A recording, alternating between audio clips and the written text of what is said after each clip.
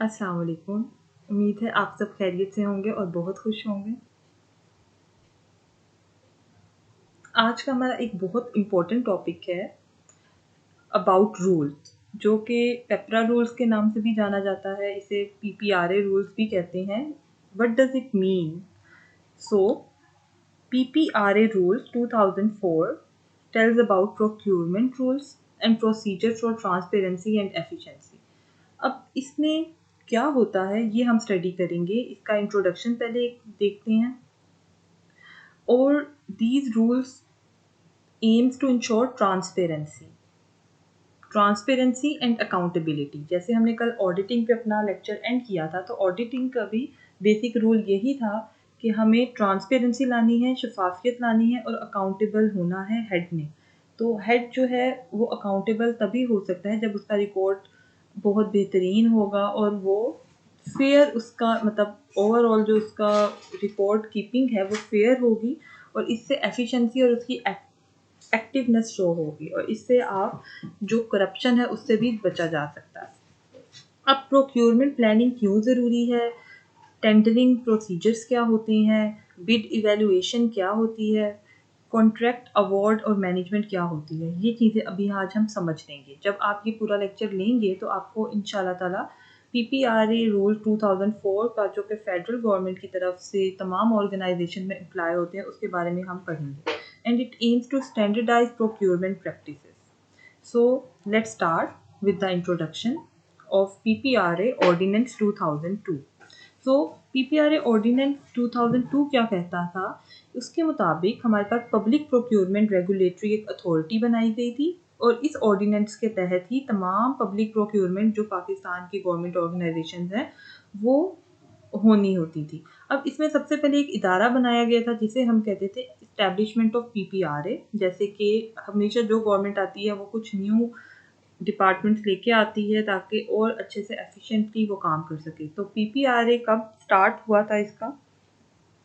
ये regulatory authority जो है स्टैट्यूटरी बॉडी थी और इसमें ये रिस्पॉन्सिबल थी रेगुलेटिंग पब्लिक प्रोक्योरमेंट। अब प्रोक्योरमेंट क्या होती है ये हम देखते हैं।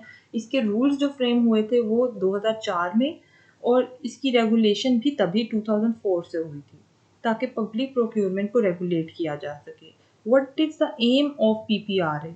तो अगर आपसे पूछा जाए तो इसकी जो बेसिक एम्स हैं वो ट्रांसपेरेंसी है, शफाफियत होनी चाहिए, इकोनॉमी, मतलब हमें सबसे मेयारी चीज़ भी लेनी है और इकोनॉमिकल प्राइस पे लेनी है। ये इकोनॉमी को इन्हेंस करता है, एफिशिएंसी चेक करने के लिए, अकाउंटेबिलिटी चेक करने के लिए, ओवरऑल पब्लिक स्पेंडिंग कहाँ कहाँ हो रही है।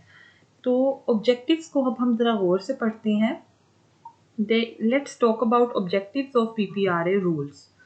सो पब्लिक प्रोक्योरमेंट के अंदर जो पब्लिक प्रोक्योरमेंट के रूल्स हैं उसका बेसिक प्रिंसिपल जो है ना वो यही है कि आपने रेगुलेशंस को मेंटेन करना है और फिर उसके बाद अपना जो प्लान होता है, जो आपने बिड दी है उसको, वो बिड्स में से एक जो आपकी सबसे फेवरेट बिड होगी, जो सबसे लोएस्ट प्राइस वाली होगी, वो जब आपने एक्सेप्ट कर ली है उसके बाद उसकी मॉनिटरिंग भी ज़रूरी है और उसके फाइनेंसेस भी किस तरीके से, मतलब एक्सेप्ट ग्रांट कैसे लेनी है और किस तरीके से फंडिंग करनी है, ये सब चीज़ें हम इसकी बेसिक प्रिंसिपल्स में आता है।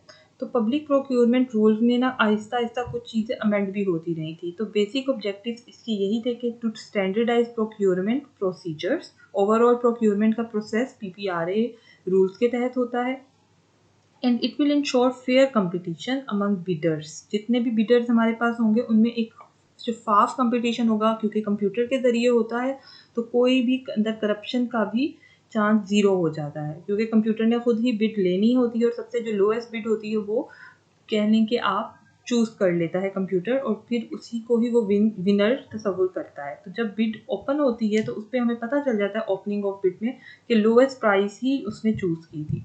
So it will minimise corruption and favouritism, मतलब फेवरेटिज्म भी कम हो गया और करप्शन तो बिल्कुल एंड हो गई। It protect public money. अब जो पब्लिक मनी, जो पब्लिक फाइनेंस है वो हमारा सिक्योर रहा। And it will promote efficiency. ये बेसिक ऑब्जेक्टिव्स हैं पीपीआरए के। And ensure timely procurement. अब प्रोक्योरमेंट का भी ना उन्होंने पूरी टाइमलाइन दी है। अगर टाइमलाइन के बाद कोई काम होगा तो उसके खिलाफ भी डिसिप्लिनरी या एक्शन होगा या तादीबी कार्रवाई अमल में लाई जाएगी। So it will ensure goods and services. Now we talk about applicability of PPRA rules. तो applicability of PPRA रूल्स में जिसमें हमारे जितने पब्लिक सेक्टर्स हैं वो सब आएंगे, फेडरल गवर्नमेंट के हों चाहे कोई ऑटोनोमस बॉडीज़ हैं, हमारी कॉरपोरेशंस हैं, हमारी मिनिस्ट्रीज, डिवीजन्स हैं, इसके साथ साथ जो अटैच डिपार्टमेंट्स हैं जो पंजाब गवर्नमेंट लेवल पे या जो कह लें कि पब्लिक और प्रोविंशियल लेवल के डिपार्टमेंट्स हैं उन सब पे ये एप्लीकेबल है. And it cover procurement of goods में सर्विसेज एंड वर्क्स, ये 3 तरह की उसमें कंपार्टमेंट्स हैं. And it will not applicable to defence procurement, और जो डिफेंस डिपार्टमेंट है उस पर ये बिल्कुल भी रूल्स नहीं, डिफेंस डिपार्टमेंट के रूल्स डिफरेंट हैं तो वो इससे बालातर हैं. रिलेटिंग टू नेशनल सिक्योरिटी, ये भी इस पे एप्लीकेबल नहीं होते. अब आपसे इसमें एमसीक्यू ये बन सकता है कि कौन सी ऐसी जगह है जहाँ पे ये रूल्स एप्लीकेबल नहीं होते, तो आपने याद रख लेना है कि डिफेंस प्रोक्योरमेंट और नेशनल सिक्योरिटी की जो चीज़ें हैं उस पर प्रोक्योरमेंट के लॉज एप्लीकेबल नहीं होते. आइदर गुड्स सर्विसेज और वर्क सिविल वर्क्स पे एप्लीकेबल होते हैं. इसकी एक ख़ास अमाउंट होती है जिसके बाद हमने बिड करनी होती है. तो let's talk about some important rules of PPRA. तो रूल नंबर 10 इसमें सबसे इम्पोर्टेंट है. वैसे तो ये पूरे लास्ट हैं, हम बेसिक इम्पोर्टेंट 6 जो रूल्स हैं अभी वो स्टडी करने लगे हैं जिसमें से आपको क्वेश्चंस पूछे जा सकते हैं.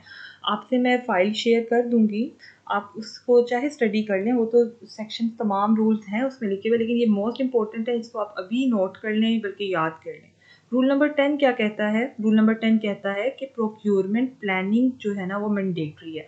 ऐसे नहीं है कि आपने प्रोक्योरमेंट करनी है तो आप अपनी मर्जी से कोई मतलब स्टार्ट कर दें काम, ये ऐसे नहीं होगा. आपने जैसे बजटिंग के लिए प्रॉपर प्लान होता था, ऑडिटिंग के लिए स्पेशल प्लानिंग होती थी, इसी तरह से प्रोक्योरमेंट के लिए भी प्लानिंग ज़रूरी है. तो rule number 10 says procurement planning is mandatory. Rule number 12 says advertisement in newspaper and PPRA website. आपने रूल नंबर 10 के अकॉर्डिंग तो प्लानिंग करनी, रूल नंबर 12 में आपने इश्तहार देना है एक नेशनल न्यूज़पेपर में, और ना सिर्फ इंग्लिश में बल्कि उर्दू में भी एडवर्टाइजमेंट देनी है, उर्दू न्यूज़पेपर में भी देनी है, और PPRA वेबसाइट पे भी एडवर्टाइजमेंट देनी है. रूल नंबर 12 कहता है कि रिस्पॉन्स टाइम जो है ना वो 15 डेज है लोकल और 30 डेज है इंटरनेशनल. ठीक है, तो जो रूल नंबर 13 कहता है रिस्पॉन्स टाइम 15 दिन का लोकल जो न्यूज़पेपर था उसमें देना है आपने, और 30 डेज फॉर इंटरनेशनल है. रूल नंबर 23 सेज 23 to 30 तक bid security and evaluation criteria बताया जाता है. तो rule number 23 to 30 it will about bid security evaluation criteria. Rule number 36 says procurement methods क्या होने चाहिए, उसकी तमाम मेथड्स की को अच्छे से डिफाइन कर दिया जाता है. जबकि रूल नंबर 50 एक ख़तरनाक रूल है जिसके मुताबिक अगर कोई भी फॉर्म अच्छा काम नहीं करी तो ब्लैक लिस्टिंग हो जाएगी सप्लायर्स की.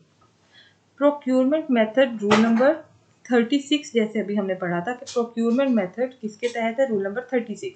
तो रूल नंबर 36 में अब प्रोक्योरमेंट मेथड ज़रा देखें, ये टोटल 5 स्टेप मेथड है. पहला मेथड देखें, नंबर 1 स्टेप है, स्टेप 1 ओपन कॉम्पिटिटिव बिडिंग, ये डिफ़ॉल्ट मेथड होता है, या फिर सिंगल स्टेज कर दिया जाता है जिसमें 1 एनवेलप प्रोसीजर कहते हैं. इसी तरह एक प्रोक्योरमेंट मेथड है सिंगल स्टेज जिसके अंदर 2 एनवेलप प्रोसीजर होता है, एक 1 एनवेलप प्रोसीजर, 2 एनवेलप प्रोसीजर. इसी तरह 2 स्टेज बिडिंग प्रोसीजर भी होता है. 2 स्टेज बिडिंग प्रोसीजर के साथ साथ एक और है जिसमें 2 एनवेलप बिडिंग प्रोसीजर होता है. तो टोटल ये 5 तरह के प्रोक्योरमेंट मेथड्स हैं, अगर आपको पता होने चाहिए इसके बारे में भी.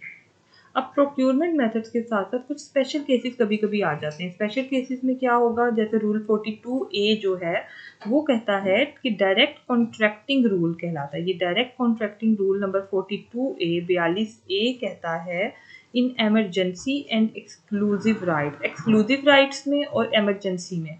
42A कहता है डायरेक्ट कॉन्ट्रैक्टिंग होनी चाहिए.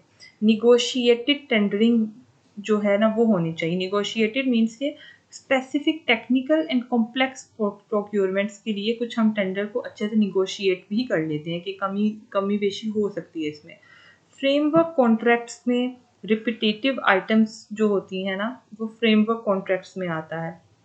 इसके साथ साथ पेटी परचेजेस यानी कि जो खुद से परचेज करते हैं, रूल 42 कहता है बिलो प्रिस्क्राइब्ड फाइनेंशियल लिमिट, जैसे 1 लाख से कम है तो वो आप लोग अपने कैश इन हैंड से भी खरीद सकते हैं, 1 लाख से ऊपर जाएगा तो आप बिड की तरफ जाएंगे, ठीक है।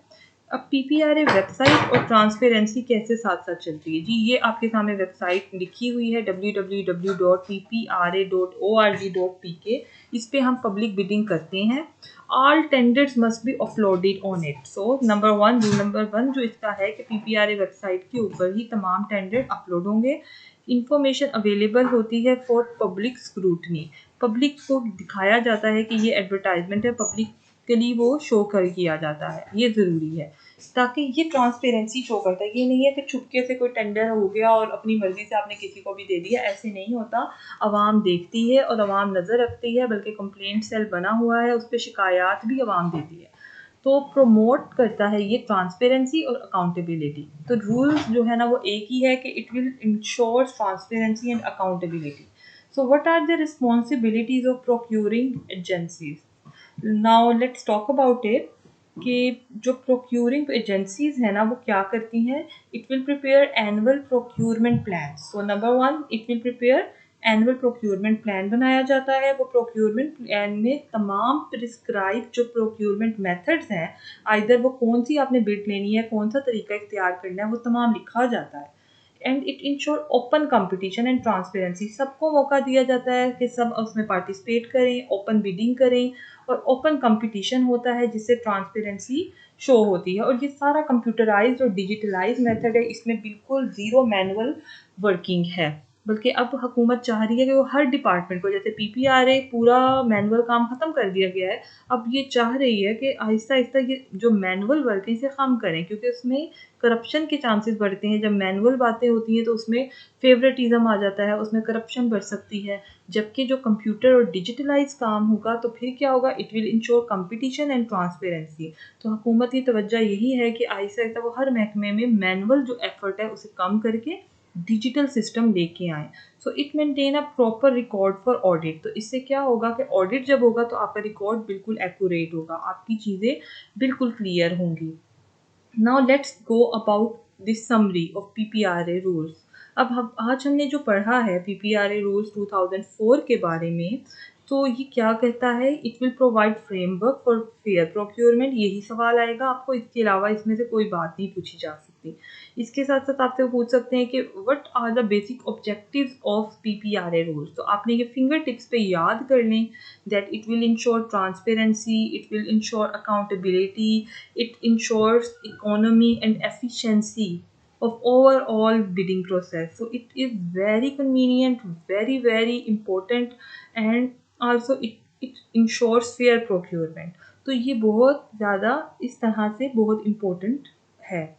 Okay, what is the default method of bidding? अगर आपसे क्वेश्चन कर लिया जाए, एक एमसीक्यू आता है कि डिफॉल्ट मेथड ऑफ, डिफ़ॉल्ट का मतलब है सबसे मोस्ट फेवरेट और इजी मेथड कौन सा होता है, ठीक है। जैसे हमारे कंप्यूटर का एक डिफ़ॉल्ट सॉफ्टवेयर होता है, आपको पता है कि ये उसका फेवरेट समझते हैं। तो डिफ़ॉल्ट मेथड जो है वो ओपन कम्पिटिटिव बिडिंग है। देखिए इसमें बिल्कुल ट्रांसपेरेंसी रहती है, ओपन मौका दिया जाता है सब बिडर्स को, वो आपस में अपनी अपनी बिड देते हैं।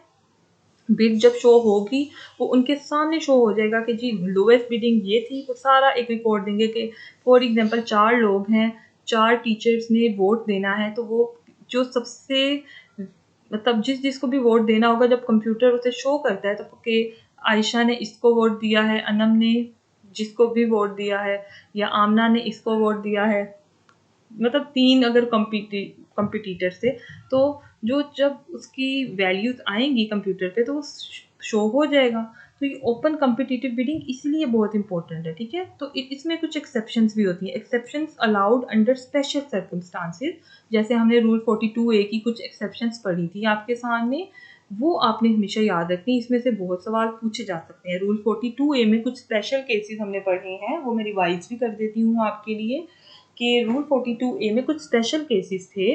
वो लॉ कहता है कि रूल 42A के मुताबिक डायरेक्ट कॉन्ट्रैक्टिंग हो सकती है, okay, in emergency and exclusive rights, exclusive conditions में। और निगोशिएटेड टेंडरिंग भी होती है। निगोशिएटेड टेंडरिंग में भी आप स्पेसिफिक जो टेक्निकल और कॉम्प्लेक्स प्रोक्यूरमेंट्स है ना वो कर सकते हैं। ठीक है, 42A ही यही कहता है कि फ्रेमवर्क कॉन्ट्रैक्ट्स हो सकते हैं। फ्रेमवर्क कॉन्ट्रैक्ट्स में रेपिटेटिव आइटम्स हम ले सकते हैं, एक ही आइटम को दोबारा रिपीट कर सकते हैं। इसी तरह पेटी परचेजेस जो है रूल 42A कहता है कि it will below the prescribed financial limits. So that's all for today.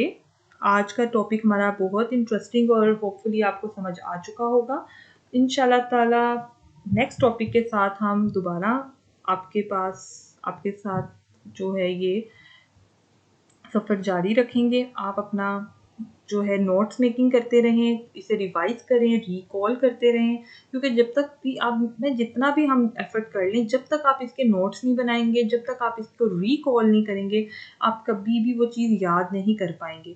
तो इसलिए बार बार एफर्ट करना ये ज़रूरी है कि आपको काम दे दिया गया है तो अब आपने इसको अच्छे तरीके से किस तरीके से काम करना है।